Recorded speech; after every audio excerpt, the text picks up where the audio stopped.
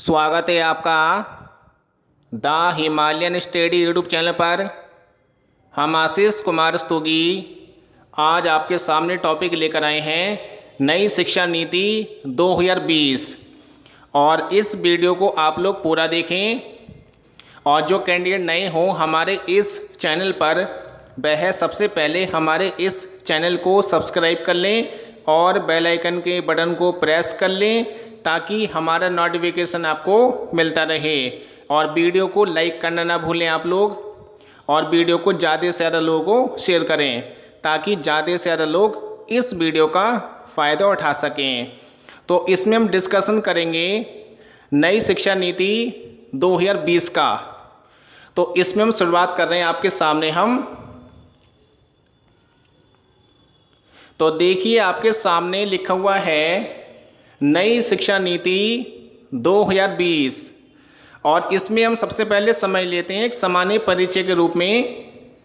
तो इसमें पहला पॉइंट आपके सामने लिखा है नई शिक्षा नीति 2020 में मानव संसाधन और विकास मंत्रालय का नाम बदलकर शिक्षा मंत्रालय किया गया है। यानी कि मानव संसाधन और विकास मंत्रालय का नाम बदलकर शिक्षा मंत्रालय रख दिया गया है नई शिक्षा नीति के तहत।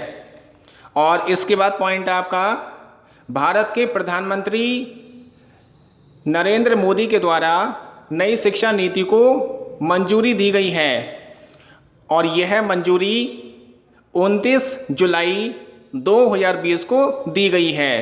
इस बात का आप लोग ध्यान रखें। इसके बाद पॉइंट आपका मानव संसाधन और विकास मंत्रालय के जो मंत्री हैं इनका नाम क्या है? डॉक्टर रमेश पोखरियाल निशंक। यानी कि डॉक्टर रमेश पोखरियाल निशंक इनका नाम है। यानी कि जो MHRD मंत्रालय के मंत्री हैं। तो इसको एक बार रिपीट कर लेते हैं हम लोग। नई शिक्षा नीति 2020 में मानव संसाधन और विकास मंत्रालय का नाम बदलकर शिक्षा मंत्रालय किया गया है। इसके बाद पॉइंट है भारत के प्रधानमंत्री नरेंद्र मोदी के द्वारा नई शिक्षा नीति को मंजूरी दी गई है और यह मंजूरी 29 जुलाई 2020 को दी गई है। और इसके बाद पॉइंट आपका मानव संसाधन और विकास मंत्रालय के मंत्री का नाम क्या है? डॉक्टर रमेश पोखरियाल निशंक। और इस वीडियो को आप लोग पूरा देखें और इस चैनल को लाइक करना ना भूलें आप लोग, और वीडियो को ज़्यादा से ज़्यादा लोगों को शेयर करें। तो इसके बाद हम देखते हैं आगे। तो इसके बाद आपके सामने पॉइंट लिखा हुआ है भारत की प्रथम शिक्षा नीति 1986 में बनाई गई थी।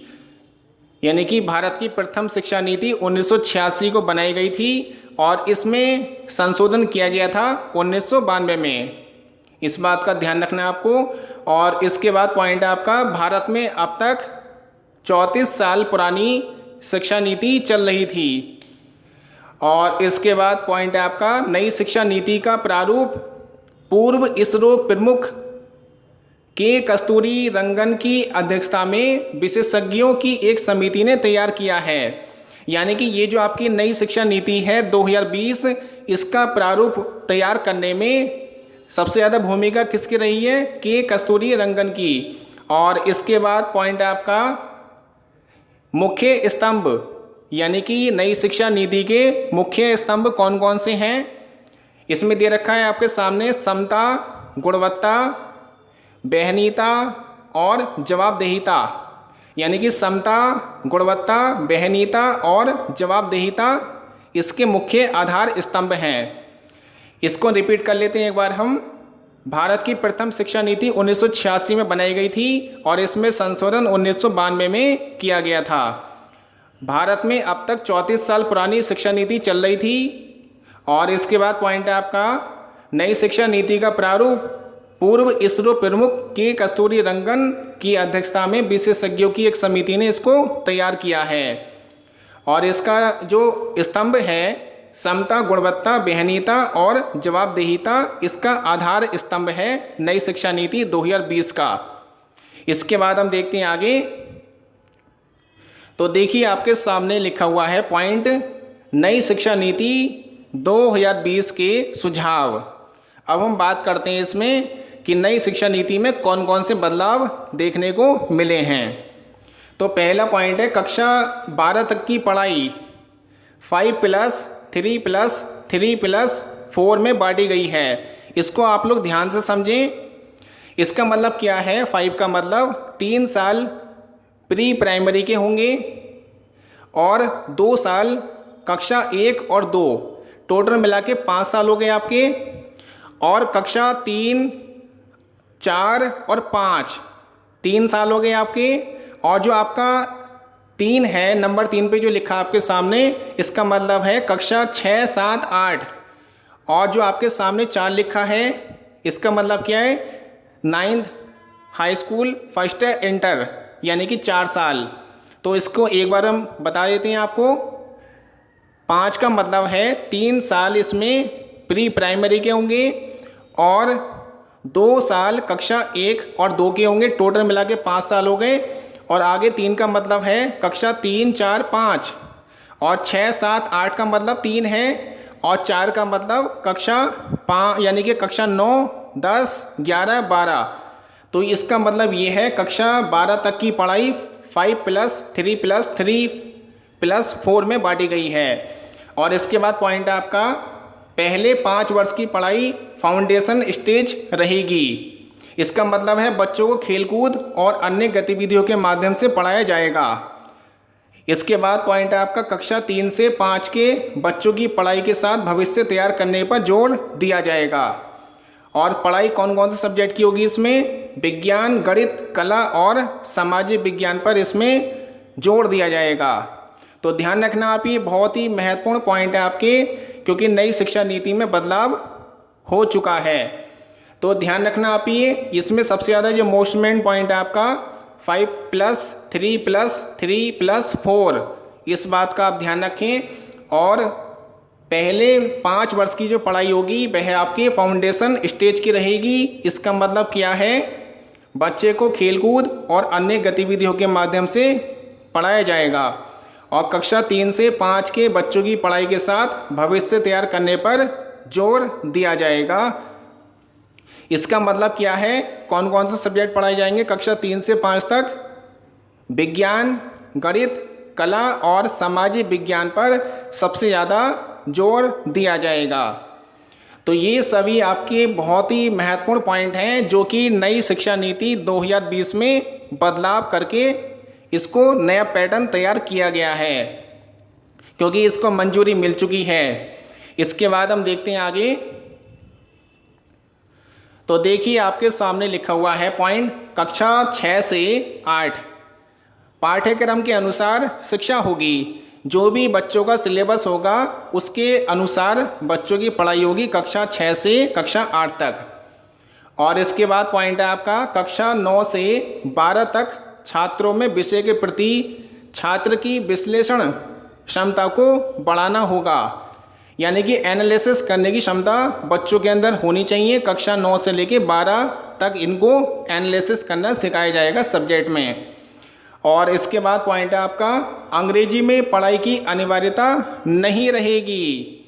ध्यान रखना आप, ये कक्षा 5 यानी कि कक्षा 1 से लेके 5 तक के लिए कहा गया है कि अंग्रेजी में पढ़ाई की अनिवार्यता नहीं होगी, यानी कि पढ़ाई जो होगी कक्षा 1 से 5 तक मातृभाषा में होगी। और इसके बाद पॉइंट है आपका, शिक्षा में सकल घरेलू उत्पाद का 6% खर्च किया जाएगा, जो अभी तक यानी कि 4.43% था। और इसके बाद पॉइंट है आपका, कक्षा 6 से वोकेशन कोर्स शुरू किया जाएगा।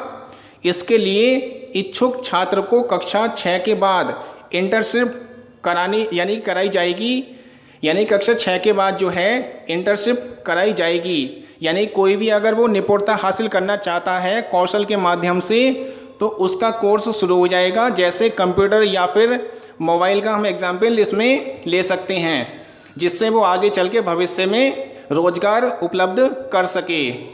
तो ये ध्यान रखना आप, ये कि कक्षा 6 से 8 तक के पाठ्यक्रम के अनुसार शिक्षा होगी और कक्षा 9 से 12 तक छात्रों में विषय के प्रति छात्र की विश्लेषण क्षमता को बढ़ाया जाएगा और अंग्रेजी पढ़ाई की अनिवार्यता नहीं रहेगी। कक्षा 1 से 5 तक के लिए मातृभाषा में पढ़ाई होगी और इसमें जो खर्च है नई शिक्षा नीति में, इसको सकल घरेलू उत्पाद का यानी कि 6% खर्च किया जाएगा, इसमें ये दे रखा है। और इसके बाद है आपका कक्षा 6 से वोकेशन कोर्स शुरू किया जाएगा। इसके लिए इच्छुक छात्रों को कक्षा 6 के बाद इंटर्नशिप कराई जाएगी। तो ये सब आपको ध्यान रखने हैं। और एक आपको बता देते हैं महत्वपूर्ण पॉइंट आपको, अगर कोई स्टूडेंट कक्षा 10 को पास कर लेता है और फर्स्ट क्लास में साइंस सब्जेक्ट को ले लेता है कोई भी, जैसे केमिस्ट्री, फिजिक्स या मैथ, तो 2 सब्जेक्ट आर्ट साइड के भी ले सकता है। इसमें ये भी बदलाव किया गया है ताकि वह और सब्जेक्ट में भी अपनी पकड़ मजबूत कर सके। और इसके बाद हम देखते हैं आगे। तो देखिए आपके सामने लिखा हुआ है पॉइंट, संगीत और आर्ट को पाठ्यक्रम में शामिल किया जाएगा। यानी कि नई शिक्षा नीति में कहा गया है कि संगीत और आर्ट को भी पाठ्यक्रम में शामिल किया जाए।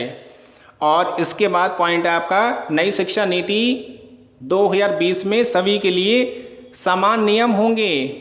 यानी कि ऐसा नहीं कि उत्तर प्रदेश में शिक्षा में कोई अलग नियम चल रहा है, मध्य प्रदेश में अलग नियम चल रहा है, तमिलनाडु में अलग नियम है, ऐसा नहीं होगा।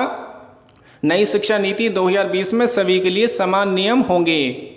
और इसके बाद पॉइंट है आपका, छात्रों में शोध यानी कि अनुसंधान को बढ़ावा देने के लिए नेशनल रिसर्च फाउंडेशन यानी कि NRF की स्थापना की जाएगी। यानी कि शोध को बढ़ावा देने के लिए नेशनल रिसर्च फाउंडेशन का गठन किया जाएगा। और इसके बाद पॉइंट है आपका, टेट लागू होगा कक्षा 1 से माध्यमिक तक। यानी कि नई शिक्षा नीति में कहा गया है कि टेट को अनिवार्य कर दिया गया है और ये कक्षा 1 से लेकर माध्यमिक तक कंपलसरी होगा। और इसके बाद पॉइंट आपका, शिक्षक नियुक्ति में डेमो यानी कि स्किल टेस्ट और इंटरव्यू भी शामिल होंगे। यानी कि आपका इंटरव्यू भी होगा और आपकी डेमो भी देखा जाएगा कि आप कैसा पढ़ाते हैं, ये भी आपके अंदर क्वालिटी देखी जाएगी, इसमें कहा गया है। तो इसको एक बार रिपीट कर लेते हैं, संगीत और आर्ट को पाठ्यक्रम में शामिल किया जाएगा और नई शिक्षा नीति 2020 में सभी के लिए समान नियम होंगे और छात्रों में शोध को बढ़ावा देने के लिए रिसर्च यानी कि नेशनल रिसर्च फाउंडेशन की स्थापना की जाएगी। और इसके बाद है टेट को लागू किया गया है इसमें कक्षा 1 से लेकर माध्यमिक तक के लिए। और इसके बाद पॉइंट है आपका, शिक्षक नियुक्ति में डेमो, स्किल्स टेस्ट और इंटरव्यू को शामिल करा गया है। यानी कि इंटरव्यू को कंपलसरी करने की बात इसमें कही गई है नई शिक्षा नीति के तहत। और इस वीडियो को आप लोग ज़्यादा से ज़्यादा लोगों को शेयर करें ताकि सभी को ये जानकारी मिल जाए। इसके बाद हम देखते हैं आगे। इसमें लिखा आपके सामने 4 ईयर इंटीग्रेटेड BEd। इसका मतलब BA के साथ में BEd आप कर सकते हैं। तो ये कोर्स आपका BA प्लस BEd मिलाकर 4 साल का होगा। और इसके बाद लिखा 2 ईयर BEd। इसका मतलब अगर आपने BA या BSc कंप्लीट कर ली है तो आपका BEd 2 साल का होगा। और इसके बाद है 1 ईयर BEd कोर्स चलेगा। इसका मतलब ये है अगर आपने MA कर लिया है, अगर आपने MA भी कर लिया है, BA करने के बाद MA किया है, तो उसके बाद आपका BEd 1 साल का होगा, इसलिए आप ध्यान रखें। इसके बाद है NCERT पूरे देश में नोडल एजेंसी होगी। यानी कि NCERT के देख रेख में जो भी शिक्षा का काम होगा वो इस पर निगाह रखेंगी। जो ये मानक तय करेंगे उसके आधार पर डिसीजन सर्वमान्य होगा। इसके बाद है नई शिक्षा नीति 2020 में MPhil का कोर्स समाप्त कर दिया गया है। उन छात्रों को खास तौर से इसमें ठेस पहुंची है जो कि MPhil कर रहे थे या कर चुके हैं। नई शिक्षा नीति 2020 में MPhil का कोर्स समाप्त कर दिया गया है। और इसके बाद पॉइंट है आपका ECCE यानी कि early childhood care and education. यानी कि ECCE के अंतर्गत प्री प्राइमरी शिक्षा आंगनबाड़ी और स्कूल के माध्यम से होगी। और इसके बाद है पॉइंट आपका RTE राइट टू इन्फॉर्मेशन यानी कि एक्ट आपका ये होता है कि शिक्षा का अधिकार अधिनियम, इसका मतलब ये होता है यानी कि आरटीई को कक्षा 12 तक लागू किया जाएगा। तो ये आप ध्यान रखना, ये सभी आपके महत्वपूर्ण पॉइंट थे।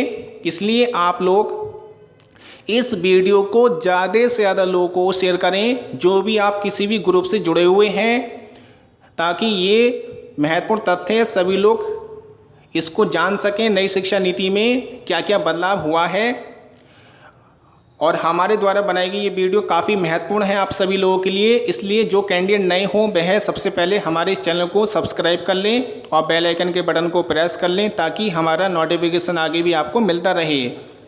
और हमारे इस चैनल को लाइक करना ना भूलें आप लोग, और ज़्यादा से ज़्यादा लोगों को वीडियो शेयर करें आप लोग ये। और आगे भी हम आपके सामने वीडियो लेकर आएंगे काफ़ी महत्वपूर्ण प्रतियोगी परीक्षाओं की दृष्टि से जो महत्वपूर्ण होगी। धन्यवाद।